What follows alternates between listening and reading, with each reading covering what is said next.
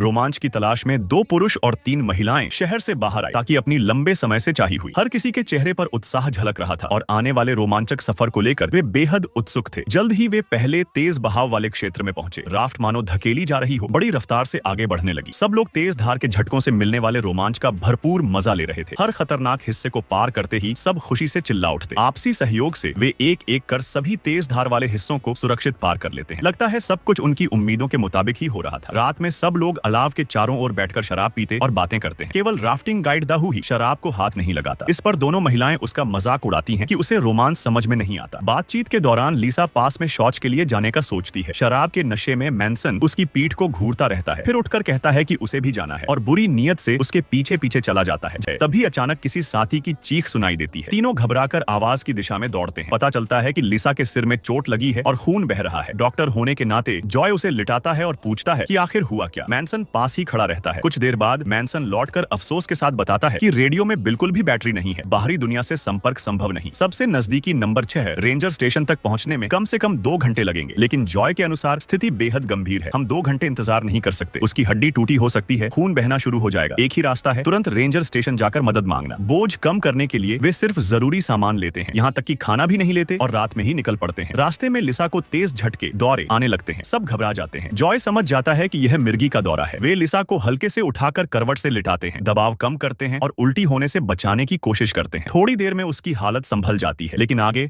उन्हें फिर तेज बहाव का सामना करना है। दाहू सबको ग्लो स्टिक देता है, अगर कोई पानी में गिरे तो तुरंत दिख सके। सब पूरी एकाग्रता से दाहू के निर्देशों का पालन करते हुए राफ्ट का संतुलन बनाए रखने की कोशिश करते हैं। फिर भी अंततः हादसा हो जाता है। निर्णायक पल में जॉय चट्टान को पकड़कर किसी तरह बच निकलता है। दाहू भी समय रहते बेहोश पड़ी लिसा को देख लेता है। किनारे पहुंचते ही जॉय तुरंत प्राथमिक उपचार शुरू करता है। टीम लीडर दाहू एक एक पल की कीमत समझते हुए नीचे की ओर बाकी साथियों को ढूंढने दौड़ता है। ब्लैक गर्ल टीम की एक महिला लगातार मदद के लिए चिल्लाती रहती है, लेकिन मैनसन द्वारा बढ़ाए गए बेलनाकार सहारे को पकड़ने में वह बार बार हिचकती है। दाहू के पहुंचने पर ही वह आखिरकार बाहर निकल पाती है और तेज धारा से बच जाती है। दरअसल सबको शक था कि राफ्ट का संतुलन बिगड़ने और पलटने के पीछे मैनसन का हाथ था। जॉय मौका पाकर सच्चाई भी बता देता है। मेरी बात सुनो, उसने उस पर हमला किया था। उसने मुझे बताया कि क्या हुआ। वह नहीं चाहता था कि वह किसी को बताए। तो क्या वह उसे मरने देना चाहता था? क्या वह उसे मरने देना चाहता था? हमारे चैनल को लाइक सब्सक्राइब करे। सब ठीक है? हाँ है ना? हाँ। अचानक मैनसन का आ जाना दोनों की बात बीच में ही रोक देता है। दाहू जॉय की बातों पर बिल्कुल भरोसा नहीं करता। यही गलत फैसला